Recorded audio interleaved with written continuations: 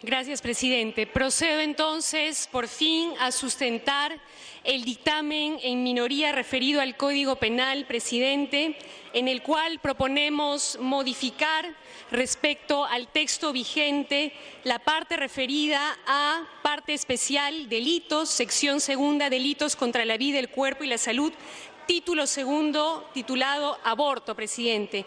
Específicamente modificar el artículo 205, en el cual se establece que no es punible el aborto practicado por un médico con el consentimiento de la mujer embarazada o su representante legal en los siguientes casos. Y estamos añadiendo aquí, presidente, o proponemos que se añada como caso en el que no sea punible el aborto practicado por un médico, el caso en el que el embarazo sea consecuencia de una violación sexual, presidente. Presidente, nos hemos permitido presentar un dictamen en minoría refiriéndonos específicamente a este tema porque se trata de un problema sumamente delicado y sensible en nuestra sociedad, por lo cual pediría a los colegas congresistas su atención y su apertura, porque por lo general ha sido tratado en base a prejuicios, temores y no en base a la realidad, presidente.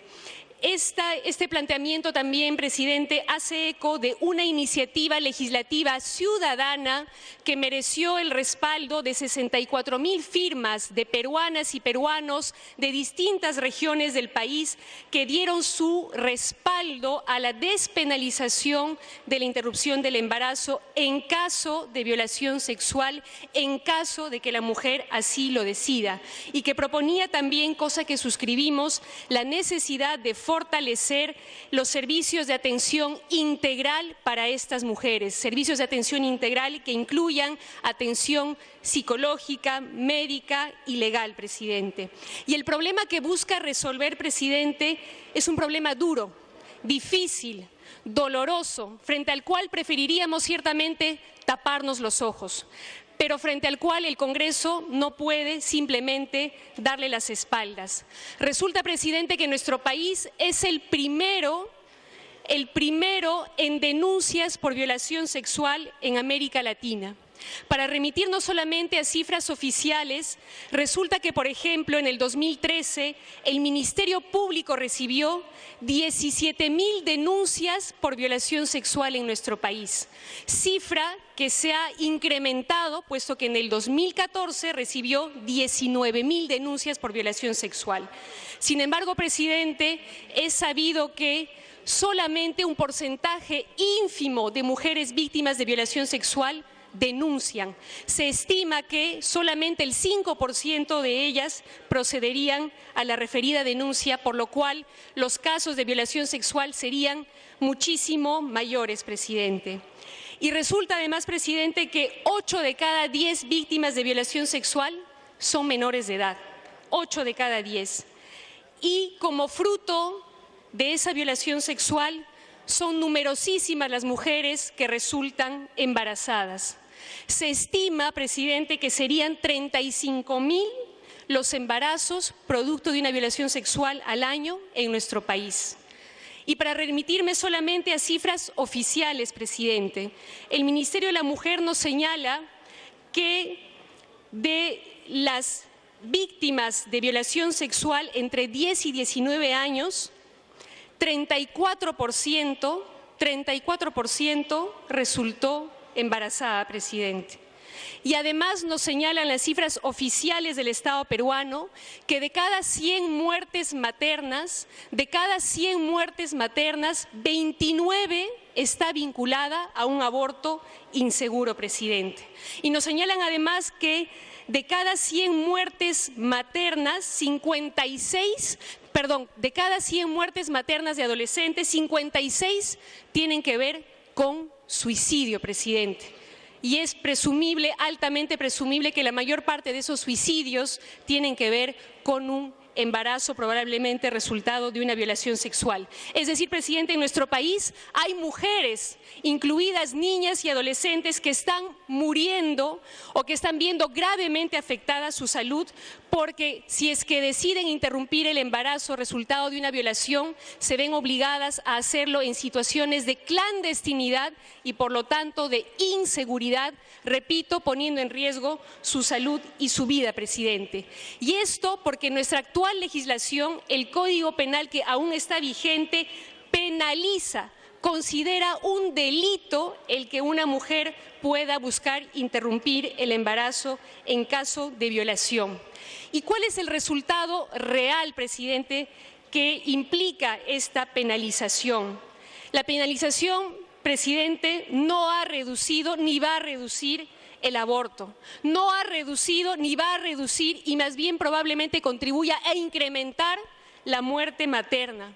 La penalización no reduce la violencia, presidente. Su único efecto es que las mujeres que deciden abortar lo van a seguir haciendo en situaciones de clandestinidad que ponen en riesgo su salud y su vida, presidente. El único efecto de la penalización es que se obliga a la mujer a cargar con el resultado de un crimen, presidente.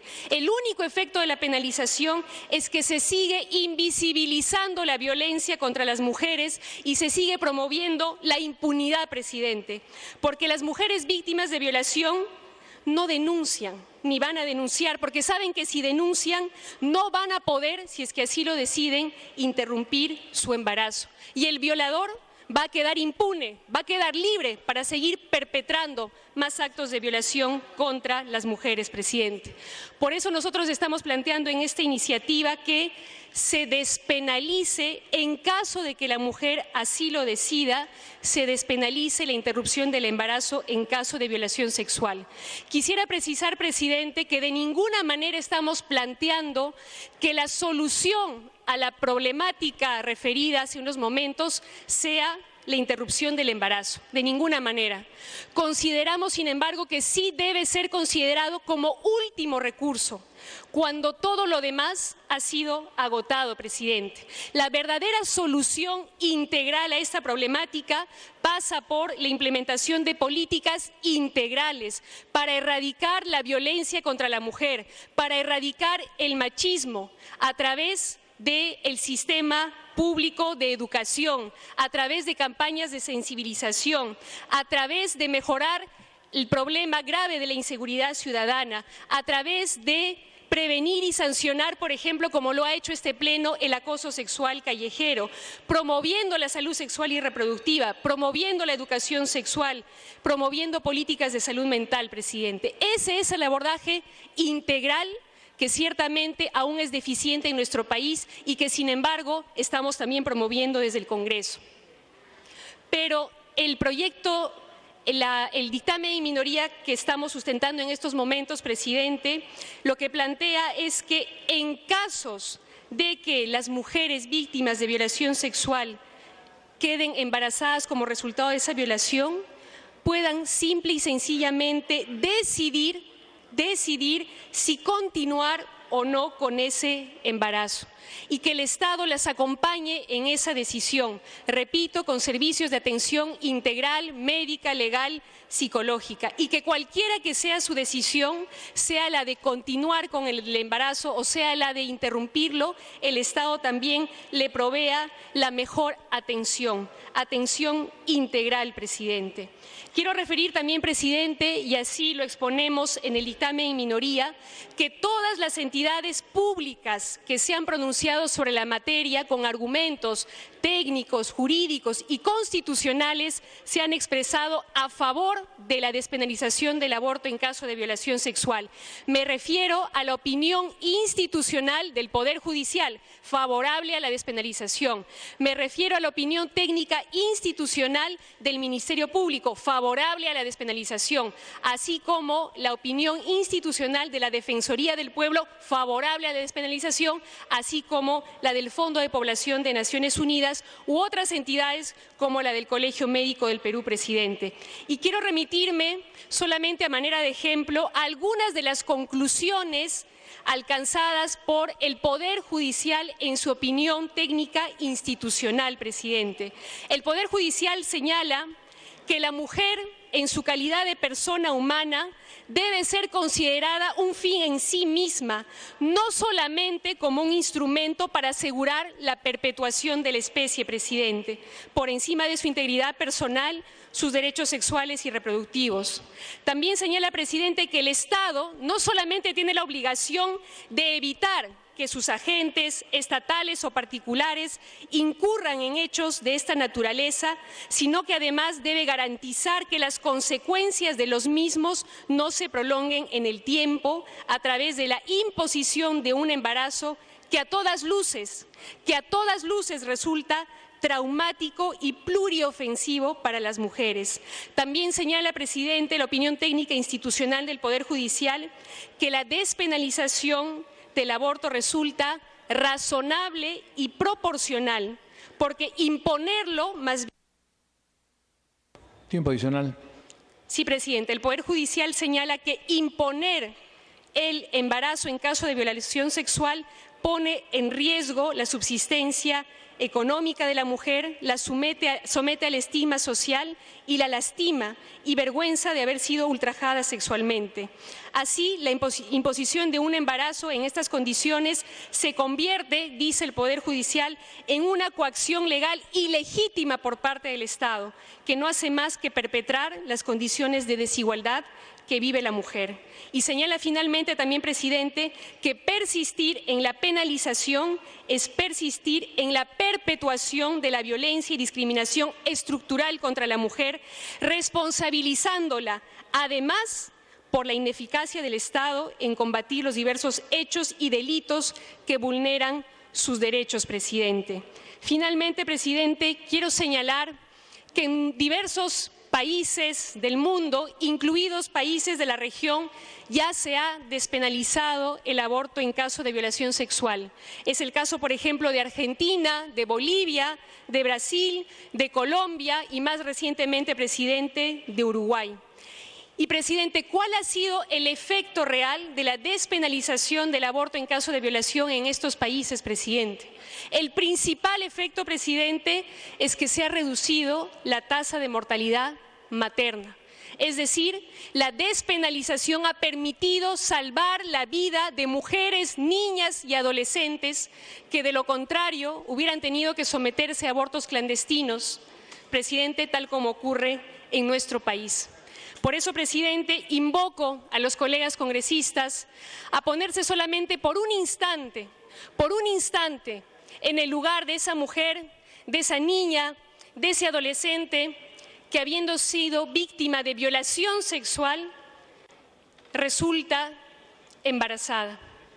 ¿Con qué derecho, presidente, pregunto yo, con qué derecho podríamos nosotros, congresistas, el Estado, la sociedad, obligar a esa mujer, a esa niña o a esa adolescente a continuar con el embarazo si es que así no lo desea?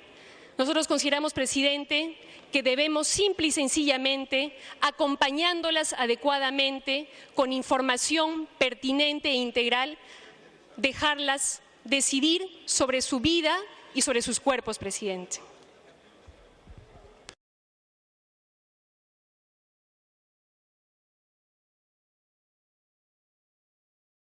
Gracias, presidenta. Gracias, congresistas. Solamente para precisar sobre el tema de la despenalización del aborto en caso de violación sexual, presidenta, que una cosa es el dictamen de archivo de la iniciativa legislativa ciudadana que en efecto ocurrió el día martes en la Comisión de Justicia con el voto de tan solo 6 de los miembros titulares de los 16 que tiene la Comisión de Justicia, más 2 accesitarios.